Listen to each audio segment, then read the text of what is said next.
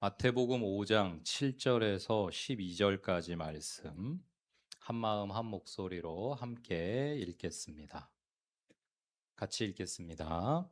긍휼히 여기는 자는 복이 있나니 그들이 긍휼히 여김을 받을 것이며 마음이 청결한 자는 복이 있나니 그들이 하나님을 볼 것이며 화평하게 하는 자는 복이 있나니 그들이 하나님의 아들이라 일컬음을 받을 것이며 의를 위하여 박해를 받은 자는 복이 있나니 천국이 그들의 것임이라. 나로 말미암아 너희를 욕하고 박해하고 거짓으로 너희를 거슬러 모든 악한 말을 할 때에는 너희에게 복이 있나니 기뻐하고 즐거워하라. 하늘에서 너희의 상이 큼이라. 너희 전에 있던 선지자들도 이같이 박해하였느니라. 아멘. 오늘 이 본문과 함께 예배가 되는 삶은 팔복의 방정식이라는 제목으로 하나님 말씀 함께 나누려고 합니다. 일본 작가 히가시노 게이고의 소설 중에 탐정 갈릴레오 시리즈가 있어요. 물리학자인 유가와 마나부 교수가 주인공으로 등장을 하는데 겉보기에는 도저히 설명이 안 되는 초자연적인 사건들을 물리 법칙 하나로 깔끔하게 풀어내는 그런 구성을 가지고 있습니다. 이 시리즈가 참으로 인기가 많은데 그 인기의 이유가 무엇인가라고 할 때에 처음에는 분명히 이상한 일, 억울한 일, 말도 안 되는 일처럼 보이던 것들이 마지막에 가서는 그 숨겨진 원리가 드러나는 순간 모든 장면이 완전히 다시 보이기 시작하는 것이죠. 대사 하나, 장면 하나, 도구 하나, 사람들이 가지고 있던 포지션, 피해자인지 가해자인지 이런 것들이 숨겨져 있던 그 원리가 드러날 때 전혀 다른 의미를 가지게 되고 전혀 다른 진실을 맞닥뜨리게 되는 그러한 재미가 이 시리즈 인기의 이유인 것 같아요. 오늘 우리가 읽은 본문 마태복음 5장 7절부터 12절도 딱 그렇습니다. 겉으로 보기에는 도무지 이해가 안 되는 이야기죠. 긍휼히 여기는 자, 마음이 청결한 자, 화평하게 하는 자, 의를 위하여 박해를 받는 자가 복이 있다. 박해를 받는 자가 뭐가 복되다는 거냐? 긍휼히 여기다가 손해 보는 사람, 화평하게 하려다가 양쪽에서 다 욕먹는 사람, 옳게 살려다가 박해까지 당하는 사람. 세상의 상식으로 보면 이 사람들은 전부 피해자라고 할 수 있겠죠. 그런데 예수님은 이 세상을 향해, 사람들을 향해 이렇게 선언하십니다. 복되다. 그런 자들에게 복이 있다.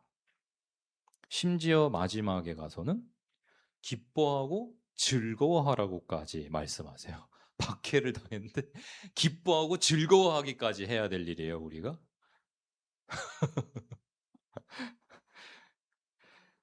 이상하지 않습니까, 여러분? 손해보고 욕먹고 박해받는 사람한테 왜 기뻐하라고 하시는 걸까? 오늘 우리는 이 메시지를 살펴보면서 하나님 나라를 가르치시는 예수 그리스도께서 주시는 이 폭염도 시원하게 날려버릴 만한 이 의미의 반전, 우리가 누리려고 한 복음과 하나님 나라가 반전되어지는 그런 기쁨을 누리기를 원합니다. 다시 한번 7절부터 9절의 말씀을 따라가 볼까요? 7절부터 9절을 같이 읽어보겠습니다.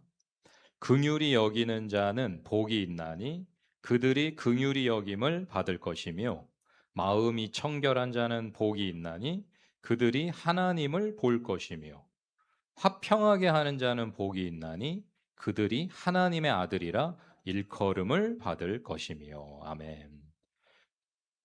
세상의 눈으로 이 세 부류의 사람들을 한번 살펴볼까요? 긍휼히 여기는 사람은 우리가 살아가는 실제 세상에서 뭐라고 불립니까? 긍휼히 여긴다라고 하는 거는 영어로 merciful인데요. 자비로운 사람이라는 거예요. 긍휼히 여기는 자, 자비로운 사람이다. 여러분, 이 세상에서는 자비로운 사람을 뭐라고 불러요? 바보? 예, 그것도 뭐 맞고. 또 두 글자 있습니다. 뭐라고 부르냐면 호구라고 불러요. 마음이 청결한 사람? 즉 계산하지 않고 순수하게 사람을 대하는 사람은 뭐라고 불리나요? 그것도 호구인데 하여튼 뭐 복이 있다는 사람은 죄다 호구인데 이 세상에서 호구 잡혀야 예수님 보시기에는 야 복된 사람이다라고 하시는데 계산이 없이 마음이 청결해서 누구를 대하든 선하게 순수하게 대한다? 순진해서 이용당하기 딱 좋은 사람, 사기 쳐먹기 딱 좋은 사람이에요. 화평하게 하는 사람, 이쪽 저쪽 다 만족시키고 싸움을 없애려고 애쓰는 사람. 근데 결국 영광과 명예와 부귀를 누리는가? 그런 사람이 보통 이 세상에서 늘 손해보기 일쑤고요. 제목 차리지 못하는, 제목 챙기지 못하는 그런 사람인 경우가 많습니다. 심지어는 양쪽에서 다 서운하다는 소리와 왜 그렇게 하냐는 불평을 듣기 쉬워요. 평화를 이루려고 싸우는 양쪽을 가운데 가로막고 서서 중재하는데 저쪽한테 욕먹고 이쪽한테 욕먹고 불평 불만 혼자 다 들어야 되는 바보 같은 호구가 화평하게 하는 자입니다. 세상에 조종 장치가 있다고 하면은 긍휼과 순수함과 화평은 손해라는 버튼이 붙어 있을 거예요. 그거 누르면 손해다. 성공과 승리와 강함은 복이라고 계기판에 표시되어 있을 거예요. 그러니 이 세상 사람들이 다 복이라는 걸 뭘로 알고 따라가느냐? 성공, 부요함, 승리, 강함, 이런 것들을 추구하며 그런 것들을 추구하며 살아야 호구 잡히지 않고 바보 멍청이 되지 않고 이 세상 잘 사는 거야 라는 생각. 그것을 우리는 하나님 나라에도 복음에도 교회에도 하나님 말씀을 읽고 해석하는 데까지도 고스란히 적용시키면서 우리가 하나님한테 하나님 복 주세요, 복 주세요 하는 거는 성공, 부요함, 평안함, 강함, 승리 이런 것들이죠. 그런데 예수님은 지금 산상수훈의 이 보석과 같은 가르침을 통해서 이 세상을 조정하는 조종 장치를 완전히 거꾸로 돌리고 계시는 것 같아요. 세상이 피해라고 적어 놓은 자리에는 복이라는 도장을 찍으시고요. 세상이 복이라고 여기는 것들에는 실패라는 도장을 찍고 계십니다. 예수님은 지금 가르침을 통해 이 세상을 역전시키려고 하셔요. 그렇다면 왜 이런 것들이 복이 되는지 우리가 그 숨겨진 방정식을 변수를 찾아내야 하겠죠. 우리가 착각하면 안 되는 것. 바르게 깨달아야 하는 것은 무엇이냐면, 예수님은 지금 이 산상수훈에 이러이런 사람들이 복이 있어 라고 하시면서, 이렇게 살면 언젠가 성공할 거야, 부자 될 거야, 잘 먹고 잘 살 거야 라는 인생의 처세술을 가르치시는 게 아니라는 거예요. 우리가 흔히 잘못 적용할 수 있는 게 뭐냐면, 산상수훈의 팔복을 읽고 묵상하고 배우면서, 아, 이렇게 살면 복돼? 그럼 내가 긍휼히 여기는 자로 살고, 마음이 청결하게 살고, 화평하게 살고, 의를 위해 박해를 받는 삶을 살아서 성공해야지, 부자 돼야지, 잘 먹고 잘 살아야지, 높아져야지. 이렇게 돌아가요. 방정식에 오류가 있어요. 예수님은 지금 어떻게 하면 이 세상 사람들도 다 추구하는 그 성공과 승리와 강함을 가질 수 있는지 처세술을 가르치고 계시는 게 아니거든요. 지금 예수님이 열거하시는, 우리가 7절부터 살펴보고 있는데 그 앞에도 네 부류의 복된 자들, 그래서 우리가 흔히 팔복이라고 하는데요. 이러한 8가지의 모습으로 살면 니네 복받아, 이게 아니고, 예수님이 이 팔복으로 말씀하시는 거, 우리에게 깨닫게 하시고자 하는 건 뭐냐면은, 이렇게 사는 자체가 이미 복이라는 거예요. 의를 위해 박해받은 것이 복이라는 거예요. 그러면은 어떤 이 세상이 원하는 복을 받게 되는 게 아니라, 그렇게 살 수 있는 것 자체가 복이란다 라고 말씀하고 계시는 거예요. 너네가 더 나은 어떤 모습을 위해서 지금 그렇게 꾹 참고 희생하고 버티고 복 받으려고 이를 갈면서 이와 같은, 사실은 그렇게 살고 싶지 않은 삶을 살으라는 게 아니고, 예수님께서는 이 팔복의 모습으로 삶을 살아가는 사람들이 이미 복되다고 선언하시는 거예요. 완전히 다른 얘기인 거예요.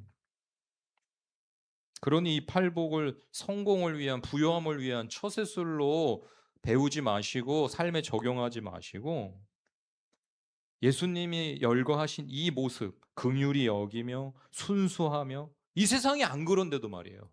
이 세상은 그런 사람들을 바보라고 하고 호구라고 하고, 그런 사람들은 어떻게든 이용해서 착취하고 학대하고 사기 쳐먹으려고 하는 세상인데도 불구하고, 그러니까 그렇게 못 살아가 아니라, 나도 저들과 똑같이 살 거야가 아니라, 내가 저들보다 더 악하게 지독하게 살아주지가 아니라, 이 세상은 그러한 것들을 전혀 바라지도 않고 성공이라 여기지도 않는데, 하나님으로 인정하기에, 예수님을 믿었기에, 말씀과 성령으로 살아가려고 하기에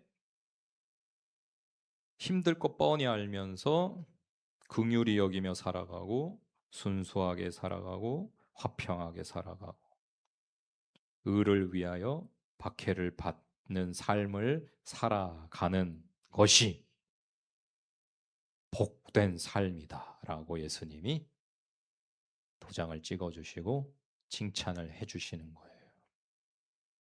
그렇게 살아가고 있는 사람들을 향해서, 너희는 지금 잘못 살고 있는 게 아니야, 너희가 옳다, 이 세상 사람들이 말할 때, 이 세상의 가치관으로 볼 때는 실패자 같아요, 루저 같아요, 왕따 같아요, 바보 같아요. 인기도 없어요, 명성도 없어요, 그냥 삼류 같아요, 실패한 인생 같아요. 근데 예수님이 보실 때는 아니라는 거예요. 그런 사람들이, 이 팔복에 나오는 이 8가지 모습으로 살아가는 사람들이야말로 하나님이 보시기에는 가장 위대하고 자랑스럽고 기쁨이 되는 자녀들의 모습, 삶의 모습이라는 거예요. 다시 말씀드립니다. 계속 강조해 드릴게요. 이렇게 살아서 복받아라, 성공해라, 부자 되라, 오래 살아라, 무병장수해라, 원하는 거 다 이뤄라가 아니에요.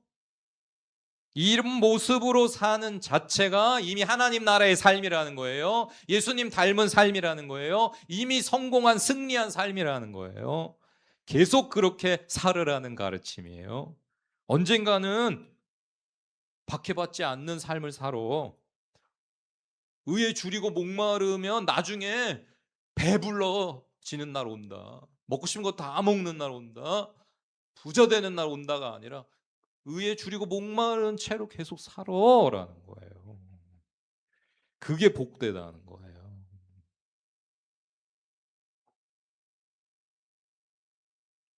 예수님은 이렇게 살아서 나중에 더 멋지게 살아가 아니라 지금 이 모습대로 살고 있는 너희들이 최고다라고 칭찬해 주시는 거예요. 인정해 주시는 거예요. 그러므로 이것은 조언이 아니라 소식이에요. 복된 소식. 이 산상수훈의 말씀은 복음이에요. 무엇이 진짜 복된 삶인지 전부 눈멀어 가지고 성공을 추구하고 물질을 추구하고 인기를 추구하고 욕구를 추구하며 살아갈 때에 예수님께서 선포하시는 거예요. 이렇게 사는 사람들이 있어. 이들이 승리자야. 이들이 사실 이 세상의 주인이야. 땅을 차지할 거야. 하나님의 자녀라 일컬음을 받을 거야. 라고 선포하시는 발표문인 것입니다. 10절을 한번 같이 읽어볼까요? 마태복음 5장 10절입니다. 의를 위하여 박해를 받은 자는 복이 있나니 천국이 그들의 것임이라. 야, 이해하기가 더 어려워지죠. 이해하기가 훨씬 이상해져요. 그나마 7절부터 9절까지의 세 가지는 긍휼과 청결과 화평은 그래도 좋은 성품이라고 이해하면 돼요. 그래. 천국의 심령으로 예수님의 마음으로 사는 것이 복되다. 우리가 어느 정도 납득할 수 있을 수도 있어요. 그런데 박해받는 것이 어떻게 복이 될 수가 있는가? 박해는 명백히 나쁜 사람이 나에게 저지르는 나쁜 짓이죠.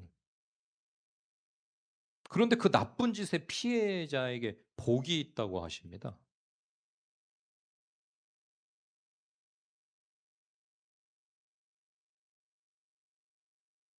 피해자가 사실은 범인보다 더 유리한 자리에 있다? 더 복되다?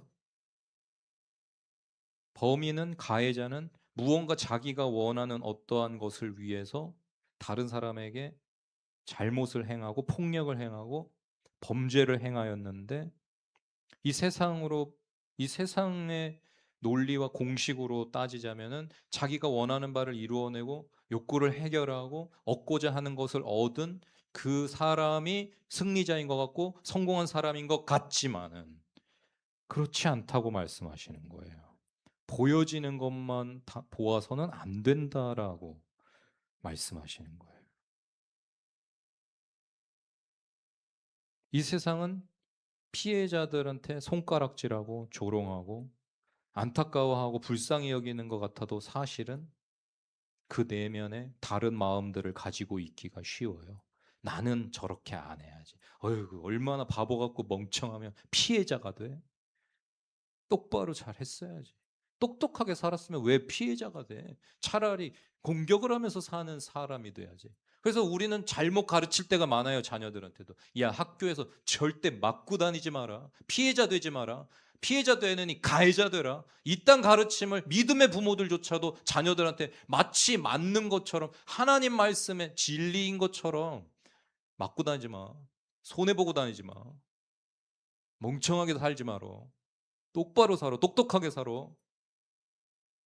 피해자가 되니 가해자가 돼. 이렇게 가르치는데 예수님은 오늘 산상수훈의 가르침으로 모든 제자들에게 하나님의 자녀들에게 말씀하십니다. 가해자가 되느니 피해자가 돼. 그게 복된 거야. 때리는 사람이 되느니 맞는 삶을 살아. 남을 사기치는 인생이 되느니 사기 당하는 쪽을 선택해. 그게 복돼. 라고 말씀하십니다. 이야, 받아들이기 쉽지 않지만은요.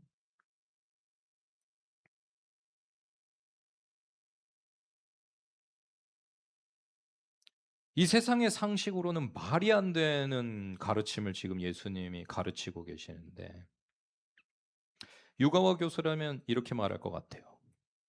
현상만 보지 말고 왜 이 현상이 일어났는지 그 원리를 보라고 말이죠. 의를 위해 박해를 받는다는 것은 무엇을 증명합니까? 여러분, 의를 위해 박해를 받는 것, 그냥 박해를 받는 사람들이 아니에요. 예수님은 분명하게 말씀하셨어요. 의를 위하여 박해를 받는 사람들이 복되다고. 박해를 받는 사람들이 다 복된 게 아니에요. 의를 위하여 박해를 받는 사람이 복된 거예요. 그럼 의를 위하여가 뭐야? 영어로는 righteousness를 위해서 박해를 받으래요. persecuted because of righteousness. righteousness를 위해서 박해를 받아라. 무슨 말이냐면 하나님의 길을 걷기 때문에 박해를 받는 자는 복되는 거예요. 말씀대로 살려고 하다가 박해를 받는 자는 복되다.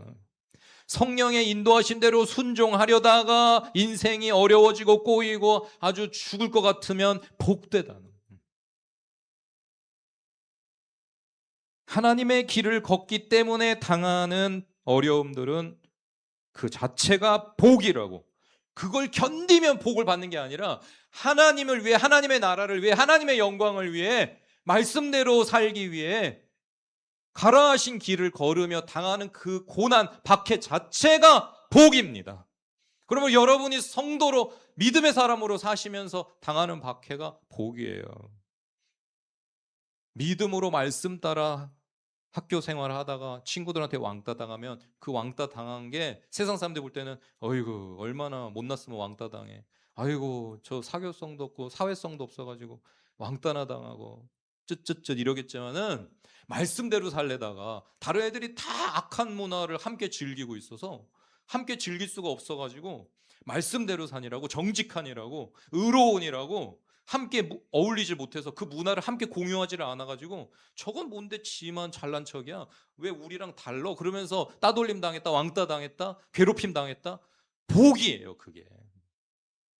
그러니까 그런 자녀가 왕따 당하고 왔을 때 믿음의 부모가 해야 될 가르침은 뭐냐면, 야 어떻게 잘 좀 해봐, 왕따 안 당하게 어떻게 좀 이렇게 잘 섞여 봐봐, 좀 대충 비슷하게 좀 살아 봐봐가 아니라 칭찬해 줘야 되는 거예요. 예수님이 지금 팔복의 이 모습으로 사는 사람들을 지금 칭찬하고 계시는 것처럼, 복되구나, 너 어떻게 그렇게 사는 게 복된 걸 알았어, 대단하다, 자랑스럽다 하시는 것처럼, 믿음의 부모들은 자녀들이 세상에서, 학교에서, 직장에서, 어디에서 말씀대로 사니라고, 믿음대로 사니라고 왕따를 당했으면, 친구가 없으면, 너무 인생이 고달프면은 야 어떻게 잘 좀 살아봐, 왜 그렇게밖에 못 사냐가 아니라, 야 너 최고다, 진짜 멋지다, 엄마가 자랑스럽다, 계속해서 그렇게 살아갈 수 있도록 칭찬해 줘야 돼요. 인정해 줘야 돼요. 박해를 받는다는 것은요, 그 사람이 실제로 삶을 의롭게 하나님의 방식대로 살고 있었다는 증거인 것입니다. 만약에 이 세상이 하나님의 말씀대로 안 사는 세상에, 죄악된 세상에, 자기의 욕심과 욕구만을 위해서 살아가는 세상에 물들고 동화되어서 말씀을 버리고 하나님의 영광과 그 나라를 위해 살지 않았다면 박해 당할 이유가 없어요. 왕따 당할 이유가 없어요. 괴롭힘 당할 이유가 없어요. 그러므로 우리가, 우리의 자녀들이 크리스찬이라는 이유로 괴롭힘을 당한다면, 남들이 다 그거 가짜라고 하는 말씀을 복음으로 붙드는 바람에 우리가 이 세상에서 약자라면은, 가난하자면, 네가 믿는 신은 허구야, 가짜야라고 하는 사람들에게 올곧게 그 하나님을 예배하는 삶을 살아가니라고, 믿음이 없는 사람들보다 인생이 배로 괴롭다면은 여러분은 복되십니다.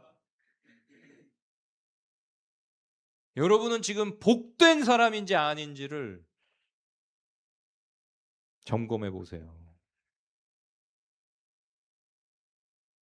팔복 중에 하나라도 내가 추구하고 있는지를. 아무도 추구하려고 하지 않는 거예요. 이 8가지 전부. 이렇게 살고 싶은 사람 없어요. 믿는 사람들도. 그저 이 말씀을 삶에 적용한다면, 그래 내가 복되다니까 이렇게 버티고 견디고 어떻게 복 받을 때까지만 이렇게 살아가지고 내가 복될 거야. 그 복은 이 세상 사람들이 추구하는 복이죠. 근데 예수님은 말씀하십니다. 이렇게 사는 거가 복이야. 그렇게 살 사람들 어디 있어? 손들어. 그렇게 살고 있는 너네 멋져. 자랑스러워. 칭찬한다. 여러분, 거꾸로 된 세상 속에서 바로 살면, 거꾸로 된 세상이 그 사람을 이상하다고, 위험하다고, 바보라고, 호구라고 공격합니다. 다시 말해 박해는 실패의 증거가 아니에요. 오히려 그 사람이 하나님 나라의 방식대로 정직하게 정확하게 살고 있다는 지문이자 서명인 셈이에요. 그런 주홍글씨를 찍힌 자들을 예수님이 복되다 하십니다. 세상 사람들이 바보라고, 멍청이라고, 호구라고, 저 어리석은 저 종교에 빠져가지고 있지도 않은 신을 신이라고 하면서 스스로 지 인생을 꼬이게 하는, 무슨 자기 인생을 자기가 살아내야지 하나님이 내 인생을 책임지신다고 있지도 않은 신에게 자기 인생을 맡겨놓고 사는 저 어리석은 인간들 다 실패자라고 할 때에, 세상은 실패자, 망한 자라고 낙인을, 주홍 글씨를 찍었지만 예수님은 역설적으로 그와 같은 사람들에게 너야말로 진짜 하나님의 자녀들이야. 너야말로 진짜 내 신부야, 제자야. 너야말로 정말 복된 사람이라고 진품 인증서를 발급해 주시는 것이 오늘 팔복인 것입니다. 이제 11절 12절을 볼까요? 11절 12절을 같이 읽어보겠습니다. 나로 말미암아 너희를 욕하고 박해하고 거짓으로 너희를 거슬러 모든 악한 말을 할 때에는 너희에게 복이 있나니 기뻐하고 즐거워하라. 하늘에서 너희의 상이 큼이라. 너희 전에 있던 선지자들도 이같이 박해하였느니라. 아멘.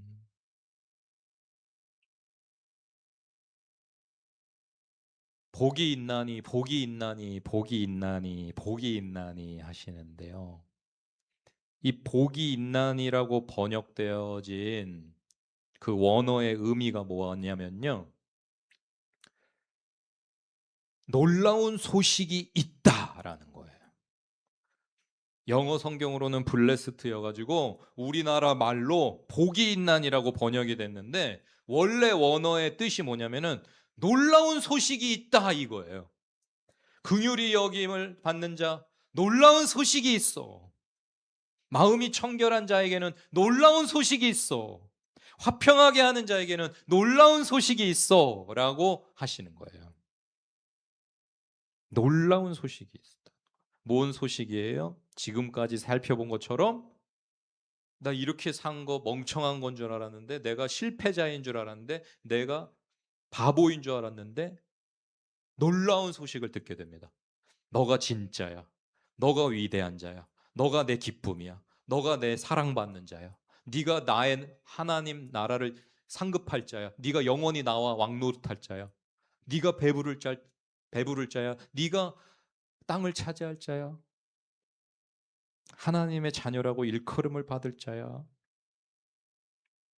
천국이 너의 것이다라는 놀라운 소식을 듣게 되는 사람들, 이 세상 사람들이 결코 그렇게 살고 싶어 하지 않는 모습으로 살아가는 사람들이라고 예수님은 말씀하고 계세요.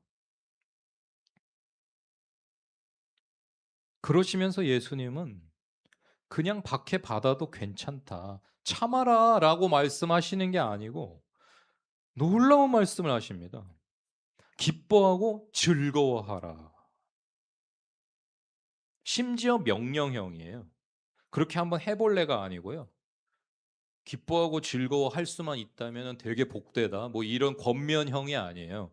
기뻐하고 즐거워해라고 예수님이 산상수훈에서 제자들에게 가르치시는 거예요. 박해를 받을 때 기뻐해. 믿음으로 산이라고 고난을 당할 때 즐거워해. 학교에서 자녀들이 믿음이 없는 애들한테, 못된 애들한테 괴롭힘을 당하고 왔으면은 학교 생활이 어려우면 자녀들과 함께 손잡고 하나님을 찬양하면서 기뻐하고 즐거워해. 왜 이런 일이 우리 집에 하필 일어났어라고 할 게 아니야. 왜 하필 우리 애들이 괴롭힘을 당하고 있나, 왕따를 당하고 있나. 그럴 게 아니야. 기뻐하고 즐거워해라 라고 말씀을 하세요, 예수님이요. 손해보는 사람더러 축하하라는 것과 같은 말씀이죠. 말이 안 되는 것 같은, 이상한. 온 나라가 주식 열풍인데 계속 오르기만 하면 얼마나 좋겠어요. 그렇지 않습니다. 대폭락을 하면은 손해본 사람들 마음이 어떻겠습니까? 그런데 예수님 지금 이 팔복의 메시지는요, 손해본 사람한테 가가지고 축하해. 너 기뻐해. 손해본 게 얼마나 좋은 일인데. 뺨 맞겠죠? 웬만한 사이 같으면은 손절당할 거예요. 놀리냐고, 장난치냐고 말이죠. 근데 예수님 지금 팔복의 메시지는 딱 그런 거예요. 우리더러 복된 삶을 살라고 하시면서 박해를 당하면, 괴롭힘을 당하면 참아라, 버텨라, 언젠가 좋은 날 와, 이게 아니고 기뻐하고 즐거워해라라고 하세요. 왜 그러신가? 우리가 반전의 이유를 알아야 되겠죠.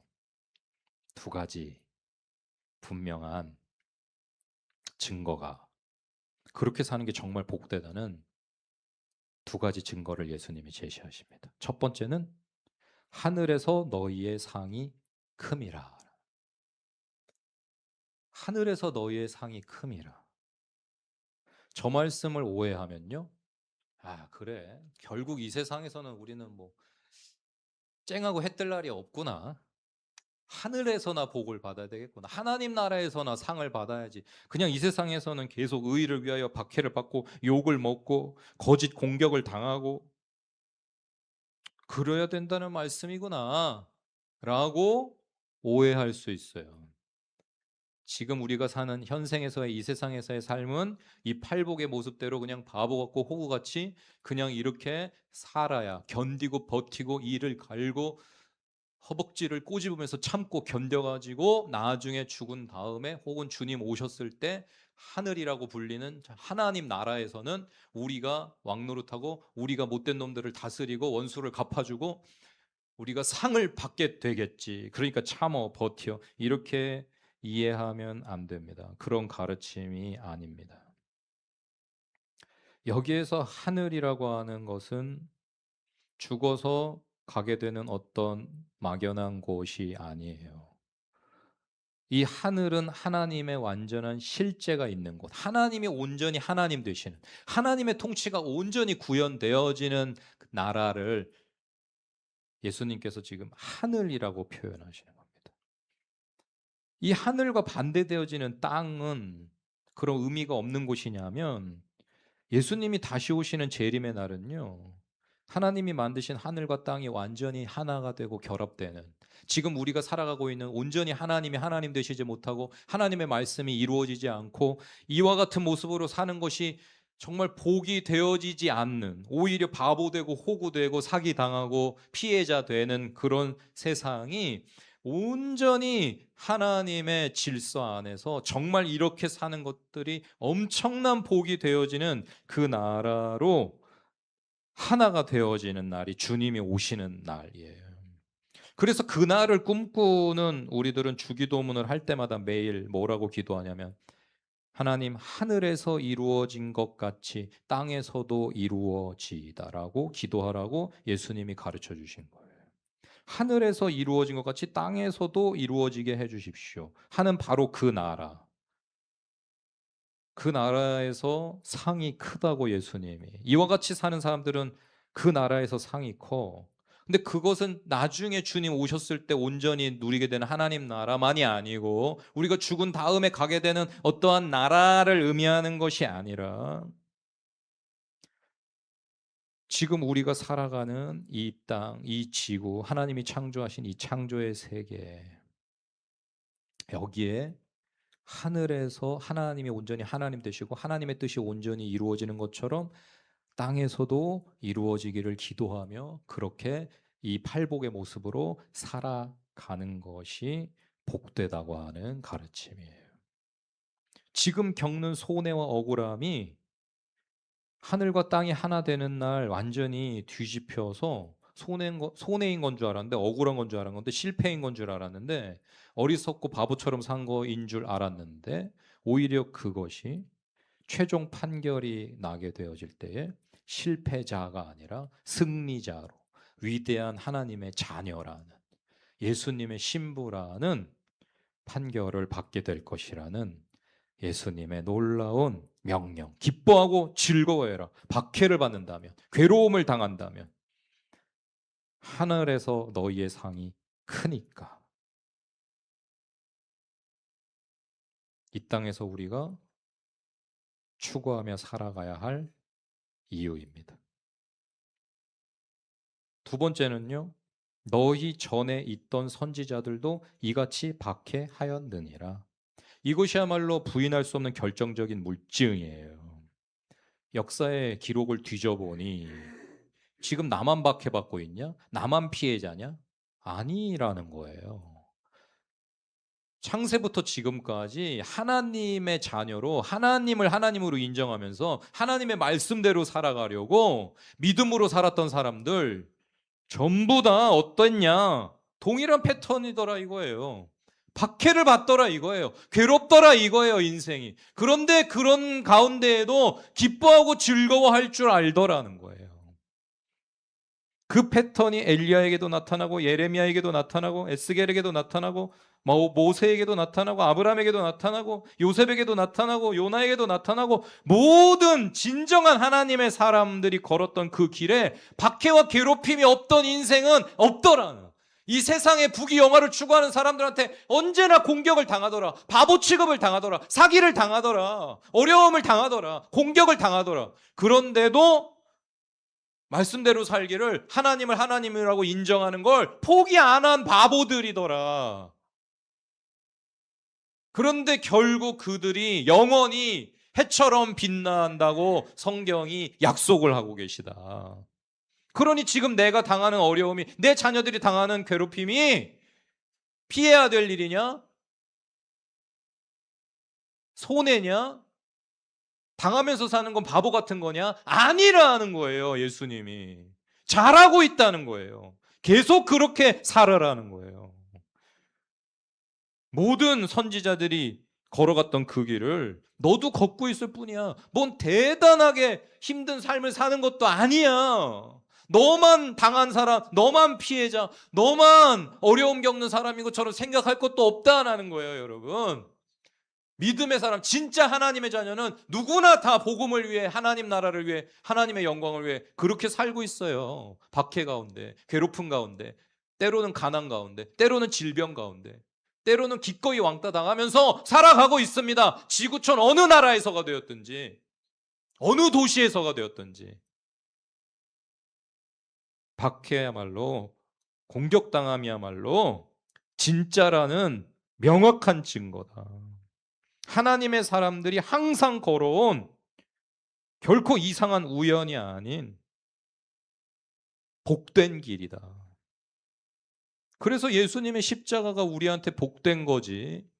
아, 감사합니다, 예수님. 제가 정말 그 십자가를 제가 감당해야 했다면 얼마나 괴롭고 힘들었을까요? 그런데 예수님이 대신 감당해 주셔가지고 저는 편합니다. 저는 십자가에 못이 안 박혔고 가시관을 안 썼고 매를 안 맞아서 저는 너무 좋습니다. 편합니다.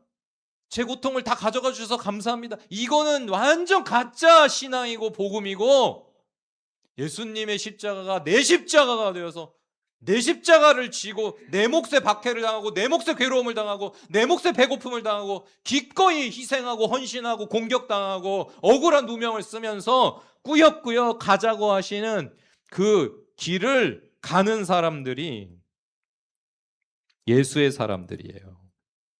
우리 모두가 그와 같은 진짜가 되시기를 축복드립니다.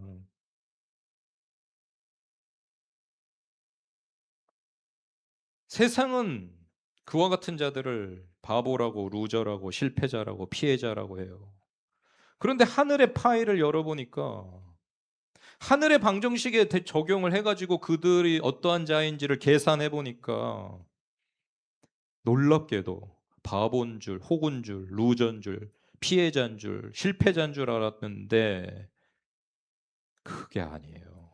선지자들의 계보를 잇는 자, 하나님의 큰 상을 예비받은 자, 하나님의 자녀여, 주님과 함께 왕노릇할 자, 거룩하고 순결한 신부들, 말씀과 성령으로 살아가는 영의 자식들일 거예요. 위대한 승리자. 주님이 오셔서 양과 염소를 가르실 때 양의 편에 설 자들인 거예요. 박해를 기뻐한 자들이 말이에요. 괴롭힘을, 가난함을, 병들음을, 괴로움을 기꺼이 즐거움으로 삼은 자들.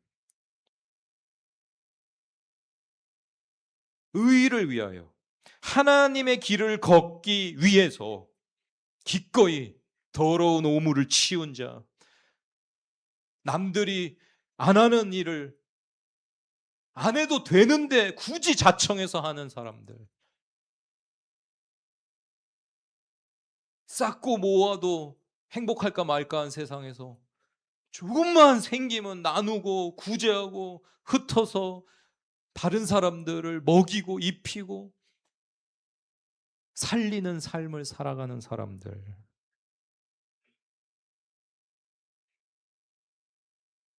주님 오시는 날 보여진 것과 완전 다른 거짓과 진실이 완전히 뒤집어지는 그날, 대반전 속에 여러분은 승리자로 서실 것인지 실패자로 서실 것인지 오늘 예수님의 가르침 앞에서 결정하십시오. 이제 우리는 중요한 질문을 하나 던져야 됩니다. 그와 같은 반전이 우리에게 무슨 의미가 있다는 건가? 우리는 보통 예배라고 하면은 주일이나 오늘 금요 예배와 같이 정해진 시간에 교회에 와서 예배당 안에 일어나는 어떠한 순서들, 찬양과 말씀과 기도, 이것을 우리는 예배라고 생각을 하는데 오늘 예수님이 본문에서 가르치시는 진정한 예배는 무엇이냐면 긍휼히 여기는 것, 마음을 청결하게 지키는 것, 화평하게 하려고 애쓰다가 손해를 보는 것, 심지어 의를 위해 억울한 일을 당하면서도 그 삶의 방식을 포기하지 않는 것, 그것이 진정 하나님이 기뻐하시는 예배라는 것을 우리는 오늘 배웁니다. 세상의 조종장치가 아니라 하나님 나라의 방정식을 따라 살아가는 것이기 때문이죠. 하나님의 뜻을 따라 사는 모든 삶이 하나님 앞에 예배입니다. 예배가 되는 삶이란 특별한 순간에만 있는 어떠한 특별한 사건, 시간이 아니고 이 거꾸로 된 세상 한복판에서 하늘의 방식대로 살아내는 하루하루가 순간순간 그 모든 날들이 다 예배인 것을 붙드시고 예배자로 사는 은혜가 날로 충만하시기를 축복드립니다. 여러분은 지금 어디에 서 계십니까? 예배의 자리입니까? 아니면 예배를 내려놓은 자리입니까? 하나님을 하나님으로 하나님의 나라와 그 영광을 위해 하나님을 예배하는 삶입니까? 아니면 자신을 높이고 자신의 꿈을 이루고 자신이 원하는 바를 성취하기 위한 자신을 예배하는 삶입니까? 하나님을 예배하는 삶인가? 나를 예배하는 삶인가? 오늘 우리는 그 기로 앞에 서 있습니다. 예수님은 당당하게 십자가의 길을 걸으시며 우리에게 명령하십니다. 박해를 당할 때, 고난을 당할 때 기뻐하고 즐거워하는 하나님을 예배하는 삶을 살자라고 우리를 초청하고 계십니다. 주님의 복음을 위해, 하나님의 의로운 뜻을 위해 어려움을 당하는 것을 기뻐하시기를 축복드립니다. 그렇게 사는 사람들을 오히려 우리는 시기하거나 못마땅하게 여기거나 어리석게 여기거나 나는 저렇게는 안 살아 하면서 살아왔다면은 오늘 우리의 마음이 갈아엎어져서 옥토가 되어져서 이 팔복의 모습들이 너무나 복으로 느껴지고 이와 같이 살기를 열망하게 되어지는, 이 세상 사람들은 절대 그렇게는 안 살려고 하는 모습으로 살려고, 하나님 제발 저를 하늘의 미랄로 써달라고, 내가 떨어져 썩어 죽어야 되겠다고, 내가 흥해야 되는 게 아니라 나는 망하게 해주십시오, 예수님이 흥하시게, 이와 같은 진정한 기도를, 예배를 올려드릴 수 있는 우리 은혜로운 교회가 되시기를 축복드립니다. 세상에서 조롱을 당하더라도 하나님께 참으로 기쁨이 되는 자녀들이 되시기를 축복합니다. 세상의 조종장치대로 살고 있는가? 아니면 예수님이 거꾸로 돌려놓으신 방식으로 살려고 힘쓰는가? 몸부림치는가? 이 세상은 도도하게 하나님 나라와 하나님의 말씀과 예수님의 가르침과 반대로 흘러가고 있기에 도도하게 거스르려면 몇 배의 힘이, 에너지가 필요합니다. 의지와 수고와 헌신, 훈련, 양육. 힘들다고 어렵다고 거의 불가능한 것 같다고 포기할 것인가? 아니면 예수님이 먼저 가시면서 너희는 나보다 더 위대하다고 하시면서 너희도 갈 수 있어, 할 수 있어라고 하신 그 진짜 천국의 삶의 모험에 뛰어들 것인가? 오늘 성령께서 우리 가운데 충만하게 각 심령을 어루만지시고 불로 태우셔서 팔복대로 사라지는 놀라운 역전이 일어나시는 위대한 주인공들이 다 되실 줄로 믿고 축복드립니다. 탐정 갈릴레오 시리즈의 진짜 매력은요, 사건이 풀리고 나면 처음부터 다시 읽고 싶어진다는 것이에요. 제가 지금까지 살면서 정말 수많은 책을 보았는데, 야, 이거 처음부터 다시 읽고 싶어라고 한 책이 얼마 없는데요. 예를 들어서 그 시리즈 중에 성녀의 구제라는 시리즈가 있는데, 제가 마지막까지 읽고서 바로 첫 장부터 다시 읽기 시작했어요. 전혀 다른 의미들을 가지고 있었기 때문이라는 걸 알게 됐거든요. 진실을 마지막에 가서 마주하게 됐더니 처음부터 있었던 모든 장면들, 모든 대사들, 모든 표정들, 모든 일어난 하나하나의 일들이 전부 다른 의미를 갖게 되는 거예요. 야, 이거는 뭘 의미하는 거구나라고 생각을 하고 있었는데, 진실을 알게 됐더니 전혀 다른 의미를 가지고 있었던 그 즐거움을, 여러분, 우리는 이미 마지막 날을 알고 있는, 마지막의 진실의 역전이, 주님 오시는 날의 역전이, 반전이 어떠한 것일지를 알고 있는 사람으로서 여러분, 우리의 인생에 일어나는 일들을 우리가 다시 볼 수 있다고 하면 아무렇지 않게 지나쳤던 모든 디테일이 전혀 다르게 보이기 시작하실 것이고, 특별히 내 인생에 없었으면 하는 순간들, 어려운, 힘든, 괴로운, 버거운 괴롭힘과 가난과 병듦과 박해의 그 의미들이 전혀 다른 의미로 다가오게 될 것입니다. 여러분은 지금까지 인생의 과거의 그 일들을 오늘 다시 펼치고 읽어보시면서 마지막 날의 시점으로 예수 그리스도께서 팔복으로 가르치신 진실을 가지고서 여러분의 인생에 있었던 그 피해를, 아픔을, 괴롭힘을, 박해를 다시 읽을 때에 새롭게 해석되어지고 깨달아지고 기뻐하며 즐거워할 수 있게 되는 은혜가 부어지시기를 축복드립니다.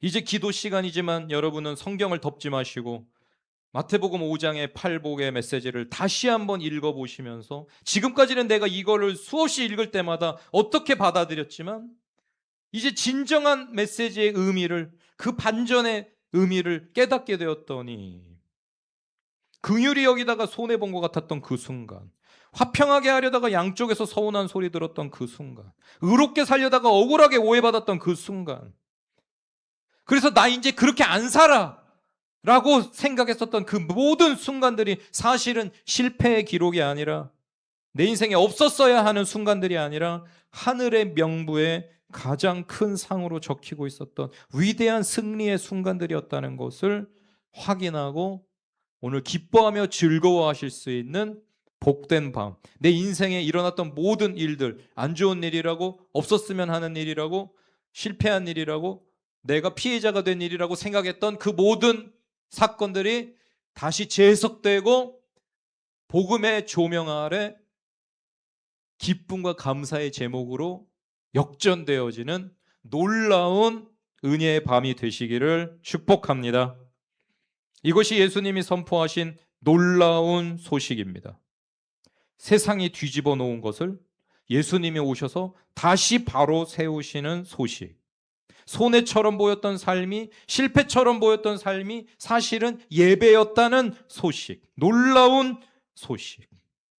이 무더운 폭염의 밤에 이 놀라운 소식이 우리 마음을 시원하게 하는 짜릿한 반전이 되시기를 축복드립니다. 그리고 오늘도 또 허락하신다면 내일도 긍휼히 여기고 순수하게, 화평하게, 그리고 필요하다면 하나님이 가라 하신 길을 가기 위해 기꺼이 손해를 보고 박해를 당하며 두려워하지 않는, 도망가지 않으며 그러한 자리를 벗어나게 해달라고 기도하는 게 아니라 주님의 뜻이 이루어지도록 허락하신 그 삶을 감당할 수 있게 해달라고 기도하는, 여러분이 살아가시는 그 삶 하루하루 자체가 예배가 되는 기적의 주인공들이 다 되시기를 축복합니다. 기도하겠습니다.